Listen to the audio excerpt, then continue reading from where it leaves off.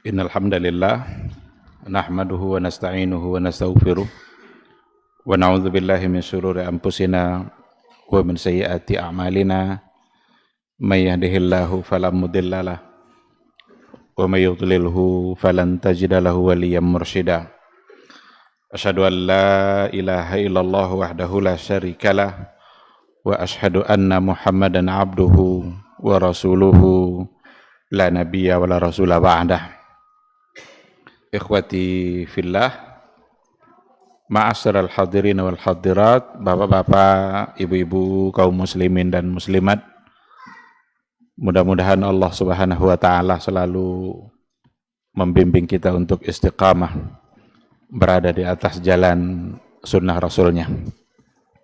Mari sama-sama kita awali kajian kita dengan mengucapkan puji dan syukur kepada Allah Subhanahu wa taala. Hanya atas izin dan kehendak Allah kita bisa pada malam hari ini bermajelis. Kita dimudahkan oleh Allah Subhanahu wa taala untuk duduk sejenak setelah kita melaksanakan ibadah maghrib. Mudah-mudahan maghrib yang ditunaikan diterima sebagai amal saleh, dan mudah-mudahan duduknya kita di majelis ilmu bisa menjadi wasilah untuk mendapatkan kemuliaan kita di sisi Allah Subhanahu wa ta'ala. Bersyukurlah karena itu semua terjadi hanya atas kehendak Allah. Tidak ada satupun perbuatan yang bisa kita lakukan kalau seandainya Allah tidak mengizinkannya. Sekecil apapun perbuatan itu, walaupun hanya sekedar untuk menggerakkan tangan dan jari kita, tidak akan bisa kita menggerakkan tangan dan jari kita kalau seandainya Allah tidak mengizinkannya. Ada orang yang sudah tidak bisa lagi bergerak tangannya. Ada orang yang tidak bisa lagi mendengar telinganya. Ada orang yang tidak bisa lagi melihat matanya. Padahal sebelumnya adalah bisa. Oleh karena itu, selagi fungsi itu ada, selagi fungsi tubuh kita diberikan oleh Allah Subhanahu wa taala, maka gunakanlah untuk berta'abbud, bertaqarrub, mendekatkan diri kita kepada yang memberikan fungsi itu. Ada saatnya nanti kaki sudah tidak bisa melangkah, padahal saat itu baru datang semangat untuk beribadah ke masjid. Jadi selagi kita bisa datang, selagi kita sehat, selagi masih diberikan peluang oleh Allah, maka lakukanlah untuk memperbanyak ibadah, yang mudah-mudahan semua ibadah kita diterima hendaknya oleh Allah Azza wa Jalla. Sama-sama kita juga harus memperbanyak selawat dan salam untuk Rasulullah sallallahu alaihi wasallam. Allahumma salli ala Muhammad wa ala ali Muhammad.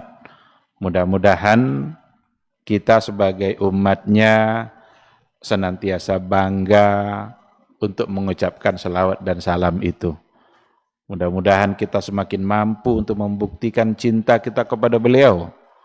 Karena cinta itu tidak hanya cukup oleh ucapan bibir, tapi harus ada bukti nyata dalam kehidupan keseharian kita. Mengaku bahwa kita cinta Rasul itu mudah.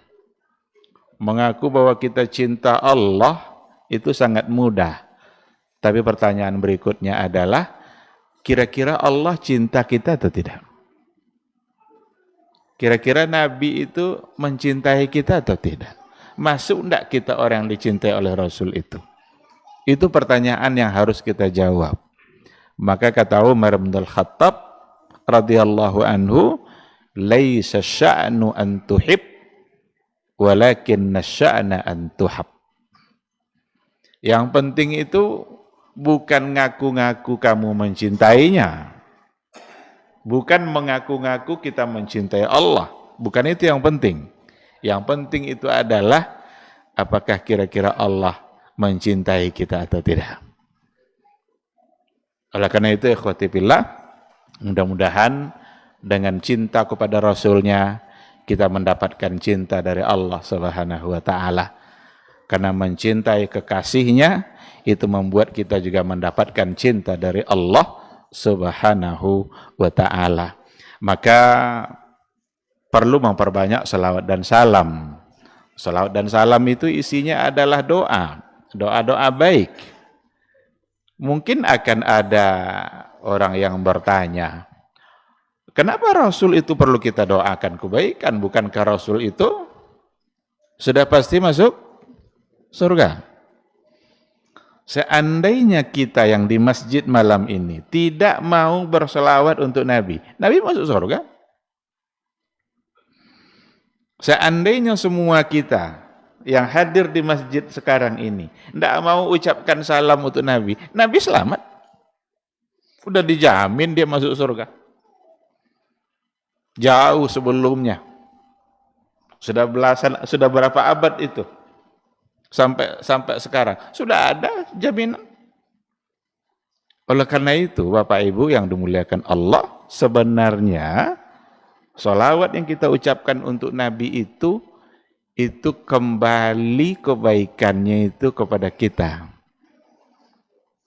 Bukan sesungguhnya untuk Nabi. Bahkan Nabi akan tetap mulia kalau seandainya kita menolak untuk berselawat dan salam. Bukan karena salamnya kita itu Nabi selamat. Oleh karena itu sekali lagi, untungnya yang akan mendapatkan kebaikan dengan salawat itu sesungguhnya adalah kita. Maka Rasul mengatakan dalam hadisnya, man shalla alayya salatan sallallahu alaihi biha asyara. Astagfirullah. Barang siapa yang bersalawat kepada saya satu kali saja, maka Allah akan balas untuknya salawat itu sebanyak 10 kali. Sekarang ada pertanyaan, apa makna bersalawatnya Allah itu? Apa maksudnya? Kalau kita bersalawat untuk Nabi, ada artinya.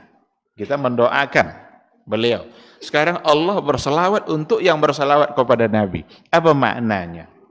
Salah satu dari maknanya yang pernah disampaikan oleh Syekh Muhammad ibn Shalih al-Utsaimin, di antara makna Allah bersalawat untuk kita itu adalah zakarahullahu fil mala'il a'la.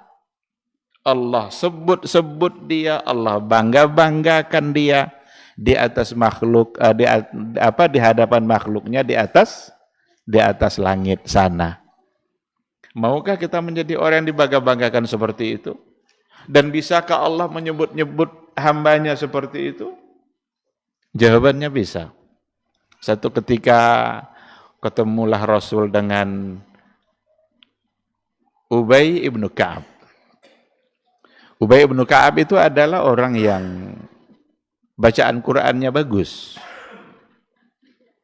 dan suka membaca Al-Quran.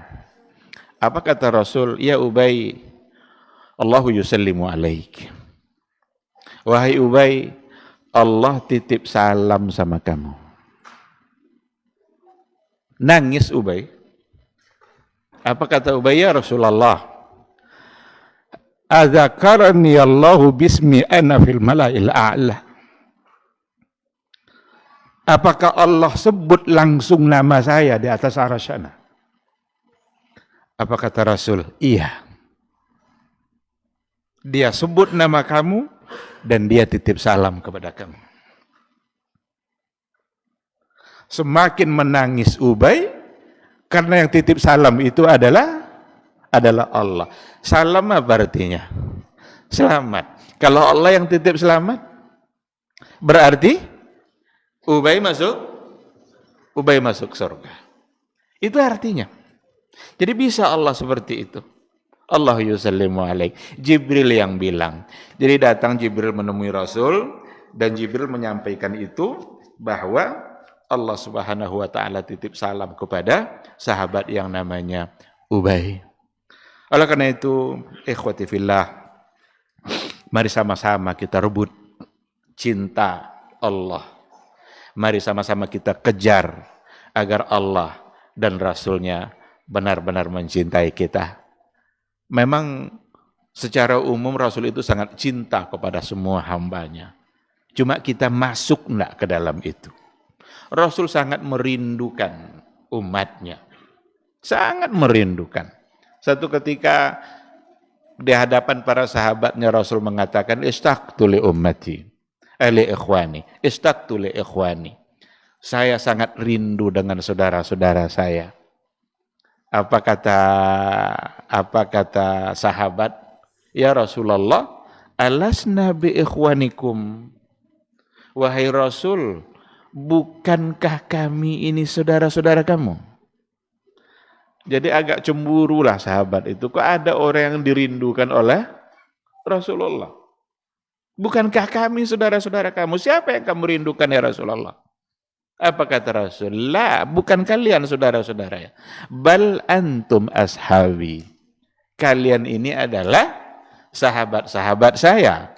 Lalu yang saudara yang dimaksud oleh Nabi itu siapa? Yang dirindukan saudara tadi itu siapa? Ternyata adalah ikhwani alladzina yu'minuna bi wa lam yarawni.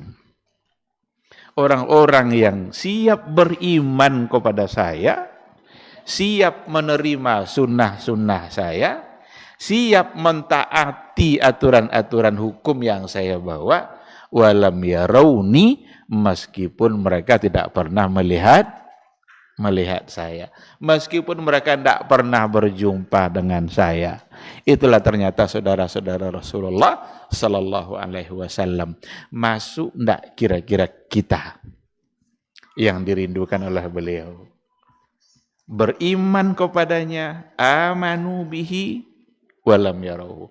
Mereka beriman tetapi tidak pernah berjumpa, tidak pernah ketemu dengan Rasulullah Sallallahu Alaihi Wasallam. Jadi orang-orang yang langsung bersama Nabi itu adalah sahabat-sahabatnya. Mereka adalah generasi-generasi terbaik umat karena ketemu langsung dengan Rasul pembawa risalah. Tetapi kita yang tidak pernah ketemu beliau, ada satu harapan besar.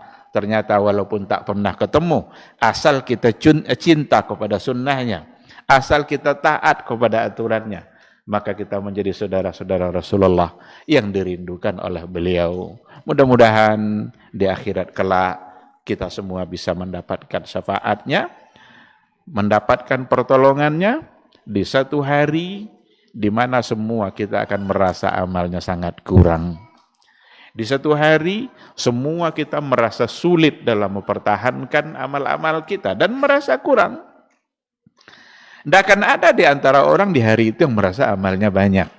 Yang ada adalah perasaan kurang. Bahkan ada nanti yang akan minta kembali ke muka bumi ini walaupun sebentar, agar bisa sujud, agar bisa sholat, agar bisa bersedekah. Minta kembali dia. Walaupun sebentar. Rabbi rji'un. Wahai Rabbku, kembalikan saya. Agar bisa beribadah. Tetapi hari itu, sebagaimana yang dikatakan oleh Ali bin Abi Thalib, itu adalah darul jaza wa laysa darul amal. Ad-dunya darul amal la lil jaza wal akhiratu darul jaza la lil amal. Dunia adalah tempat di mana kita beramal, bukan untuk membalas amal kita. Tapi akhirat kelak adalah tempat untuk membalas perbuatan kita, tapi tidak ada lagi kesempatan untuk beramal. Kalau memang nanti kita akan merasa kurang, pasti itu, maka mulai hari ini semua kita harus merasakan amalnya kurang. Jangan anggaplah banyak amal. Ada orang berkali-kali haji, berkali-kali umroh, kan sering sholat Masjidil Haram tuh. Oh, saya banyak amal, saya udah berapa kali saya umroh nih. Kamu aja belum pernah umroh. Saya berkali-kali, amal saya banyak. Enggak. Kenapa enggak boleh kita merasa amalnya banyak? Sebab kita tidak tahu dari sekian banyak amal yang kita lakukan, kira-kira yang diterima oleh Allah Subhanahu wa taala berapa? Adakah semuanya? Adakah 2/3? Adakah setengah? Adakah 1/8? Atau jangan-jangan tidak ada yang diterima oleh Allah? Kok bisa seperti itu, Ustaz? Bisa. Jangan-jangan tidak ikhlas. Jangan-jangan asal-asalan. Jangan-jangan terburu-buru. Jangan-jangan karena orang. Nggak enak rasanya kalau kita nggak ikut berimpak nih. Apa kata orang kalau kita nggak ikut berimpak, keluarlah uang 10.000. Itu karena siapa tuh? Di hari Jumat, duduk di saf, lewat kota, di belakang rupanya bos dia pula. Ini nggak enak rasanya nih kalau nggak pula kita ngasih. Keluarlah uang 50.000. Ini karena siapa? Ini karena Allah atau karena siapa? Semua amal yang kita kerjakan bukan karena Allah, di akhirat kelak nanti Allah akan bilang, serahkanlah amal kalian itu kepada dia yang dulu kalian niatkan. Mintalah ganjaran dari orang itu. Tidak enak rasanya kalau kita nggak ikut ke masjid. Karena siapa berarti? Jangan-jangan keikhlasan yang kurang atau kerjanya yang tidak benar. Ada pula kadang orang semangat aja memperbanyak amal tanpa mempedulikan benar atau tidak amal itu. Kita yang diminta bukan sekadar memperbanyak amal. Tapi yang diminta adalah bagaimana kita harus mengerjakan sesuatu sesuai dengan yang diperintahkan oleh Rasulullah Sallallahu Alaihi Wasallam. Sedikit tapi berbobot, kualitasnya tinggi, itu jauh lebih berarti daripada menghabiskan waktu mengerjakan berbagai macam bentuk ibadah yang ternyata tidak pernah ada anjuran dan perintahnya dari Allah dan dari Rasulullah Sallallahu Alaihi Wasallam. Kalau seandainya kita sudah berbuat seperti itu, maka tentu sulit kita untuk mendapatkan upahnya. Kalau ada tukang rumah, awak mintanya membuat rumah awak. Iko pandai bahasa Cusikanya? Kalau kau orang Jakarta, sudah sih kebaikan. Kan tak lo paham lagi. Awak mintanya membuat rumah awak. Tolong buatkan rumah untuk saya. Nanti jendelanya di sini ya. Jendelanya buat 2 pintu. Lah jadi rumah tadi ternyata dibuatnya jendela belakang. 3 pintu. Nya siko semua tadi buat 2. Nya buat belakang dia 3 pintu. Apa dek canda itu? Nya canda itu mau yang sedok ininya. Wak bayu upah tu ndak? Ndak bayu upah dah. Yang kita suruh di sini jumlah jendelanya 2, dia buat belakang jumlahnya 3 dengan alasan contoh itu yang banyak gini rumahnya. Berarti enggak sesuai dengan yang saya inginkan. Maka kalau ibadah kita enggak sesuai pula dengan yang diinginkan, siapa yang mau mengasih pahala? Jadi sekali lagi, jangan pernah menganggap bahwa amal kita sudah banyak. Berharap amal kita diterima harus. Setiap kali kita beribadah, memohonlah kepada Allah agar ibadahnya diterima. Maka ulama salaf dulu membagi waktunya untuk 2 hal. Bagaimana cara dia membagi waktu? Khususnya ketika menjelang masuk Ramadan. Seperti yang diceritakan dalam buku-buku sejarah. 6 bulan menjelang Ramadan, apa doa mereka? Ya Allah, berikan saya kesempatan untuk beramal sebanyak-banyaknya sampai masuk bulan Ramadan. 6 bulan sesudah Ramadan, apa doanya? Mendoakan, ya Allah, terimalah semua amal saya yang kemarin. Jadi berharap amal diterima itu mesti. Itu namanya ar-raja. Ar-raja, harapan agar amal kita diterima. Kalau ndak pula ada harapan, wak salat zuhur, itu terserah Allah lah, temo itu urusan Allah. Yang penting saya sudah, itu ndak bisa udah. Berarti seolah-olah kita tidak mengharapkan apa-apa, mengharapkan kebaikan apa-apa dari ibadah yang disuruh oleh Rasulullah Shallallahu Alaihi Wasallam. Karena ada pula kadang di sebagian di kalangan seperti kalangan sufi yang sempat mengatakan bahwa selagi kita beramal ini mengharapkan surga, berarti kita belum ikhlas. Karena amal itu harus murni semata-mata karena Allah. Jadi selagi kita mengharapkan ganjarannya, mengharapkan pahala, mengharapkan surga, berarti itu belum ikhlas. Tapi itu sesuatu yang tidak bisa dibenarkan. Karena al-khaufu war-raja itu dianjurkan dan diperintahkan oleh Nabi dalam setiap ibadah yang kita lakukan. Al-khaufu itu takut dari nerakanya Allah. Ar-raja itu adalah berharap agar mendapatkan surganya Allah Subhanahu wa ta'ala. Ada lagi yang lebih parah ungkapan mereka, biarlah masuk neraka asal Allah ridha. Itu dari orang sufi. Biarlah masuk neraka asal Allah nyelai tolok masuk neraka dong. Ini kan seolah-olah tidak ada harapan apa-apa dari amalnya.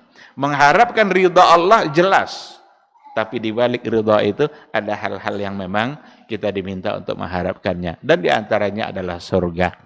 Ketika ada janji-janji Allah mendapatkan surga, maka kita tidak boleh mengharapkannya. Innalil muttaqina mafaza, umpamanya. Sesungguhnya orang-orang bertakwa itu mendapatkan mafaza. Apa itu mafaza? Kemenangan, keberuntungan yang dalam hal ini di akhirat tentu adalah surga. Dijanjikanlah oleh Allah Subhanahu wa taala bagi orang-orang bertakwa. Masa kita tidak mau berharap? Maka ar-raja itu sesuatu yang harus ada. Baik, ikhwati fillah, ma'asyiral hadirin wal hadirat rahimani Allahu wa iyyakum. Sama-sama kita tingkatkan amal kita. Sama-sama kita bersemangat untuk memperbanyak ibadah kita, agar timbangan kebaikan kita semakin bertambah berat dan catatan amal soleh kita semakin panjang, sehingga nanti ketika dihisab amal soleh kita bisa mengalahkan catatan dosa, untuk kemudian kita menjadi ashabul yamin. Karena di akhirat kelak ada dua kelompok. Ada ashabul yamin, ada kelompok kanan, ada ashabus shimal, ada kelompok kiri. Kelompok kanan surga, kelompok kiri neraka. Kok ndak kiri kini kok ada? Gua pindah lah ke sodo kan? Awak kiri ke seninya. Anda ashabul itu istilah dalam Al-Qur'an, ashabul yamin dan ashabus shimal. Istilah untuk orang-orang yang kalau catatan amalnya itu berat mengalahkan dosa, maka masuk dalam kategori kelompok kanan. Maka istilah kanan kiri itu memang dari dulu dan dari dalam Al-Qur'an pun istilah untuk baik dan buruk. Umpama ilmu kanan, ilmu kirinya. Ilmu kiri dah berarti dah buruk kan? Nah, jadi istilah kanan dan kiri adalah sesuatu yang memang identik untuk hal-hal yang tidak baik.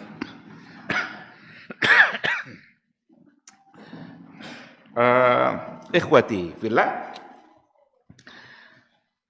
saya diminta untuk berbicara pada malam hari ini seputar indahnya hidup bersama ilmu. Indahnya hidup bersama ilmu. Benar-benar hidup kita akan menjadi indah, akan menjadi terarah kalau seandainya ada ilmu. Itulah sebabnya ilmu itu disebut dengan cahaya. Al-ilmu nurun wa nurullahi la yuhda li'asi. Itu sebuah ungkapan syair yang diucapkan oleh Imam Syafi'i. Syakautu ila waqi'in an su'i hibzi fa arsyadani ila tarkil ma'asi fa'alam annal ilma nurun wa nurullahi la yuhda li'asi. Jadi bertanyalah Imam Syafi'i ini kepada gurunya yang bernama Waqi', kok agak sulit saya akhir-akhir ini untuk mendapatkan ilmu, untuk memahami. Dijawablah oleh gurunya tadi dengan syair yang tadi itu. Syakautu ila Waqi'in an su'i hifzi. Aku mengadukan tentang buruknya hafalan saya kepada Waqi', gurunya. Fa arsyadani ila tarkil ma'asi. Maka guru saya itu menganjurkan saya, menyuruh saya antarkil ma'asi, untuk meninggalkan maksiat. Fa'lam annal ilma nurun. Ketahuilah bahwa sesungguhnya ilmu itu adalah nur, adalah cahaya. Wa nurullahi la yuhda li'asi. Dan cahaya Allah itu tidak diberikan kepada pelaku-pelaku maksiat. Ketika dikatakan al-ilmu nur, ilmu adalah cahaya. Di sini yang akan membuat kehidupan kita menjadi indah dan terarah. Karena kita berada pada tempat yang terang, kita tidak berada pada tempat yang gelap. Maka al-jahlu itu zulm, zalam. Al-jahlu itu kegelapan. Dan Islam itu sendiri disebut sebagai cahaya. Karena tujuan Nabi apa? Liyukhrijan nas minaz zulumati ilan nur. Nabi itu tujuannya diutus untuk mengeluarkan manusia minaz zulumat, dari berbagai macam bentuk kegelapan yang ada, ila an-nur, kepada satu titik cahaya, dan itu maksudnya adalah Islam.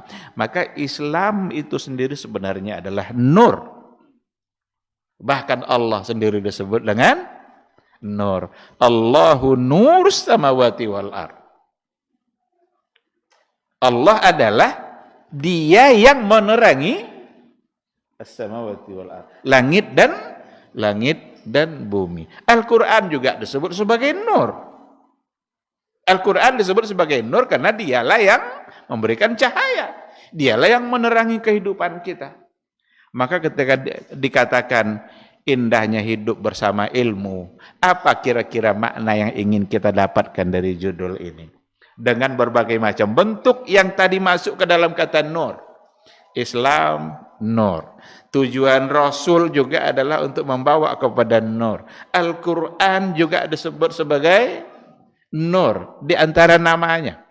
Maka indahnya hidup bersama ilmu, itu artinya sesungguhnya adalah bagaimana kita selalu dalam kehidupan kita ini berada pada tempat yang terang, dan tidak ada yang lebih terang daripada Al-Quran dan sunnah Rasulullah sallallahu alaihi wasallam.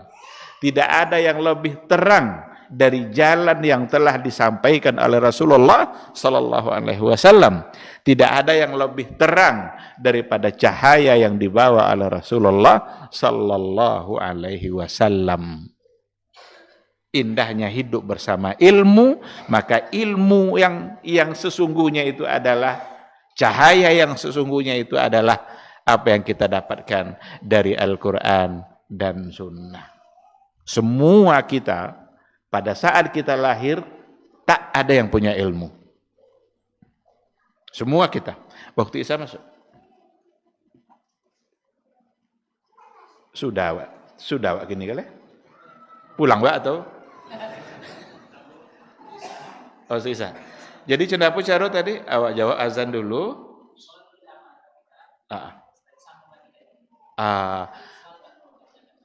Iya. Berarti kita tutup dulu, nanti kita sholat dulu, setelah itu baru kita lanjut lagi. Baik, insya Allah setelah sholat kita akan sambung kembali. Mudah-mudahan sedikit yang tadi sudah kita jadikan mukaddimah bisa menjadi ilmu bagi kita bersama, dan mudah-mudahan kita selalu dimudahkan untuk mendapatkan ilmu. Subhanakallahumma bihamdika asyhadu an la ilaha illa anta astaghfiruka wa atubu ilaik. Wassalamualaikum warahmatullahi wabarakatuh.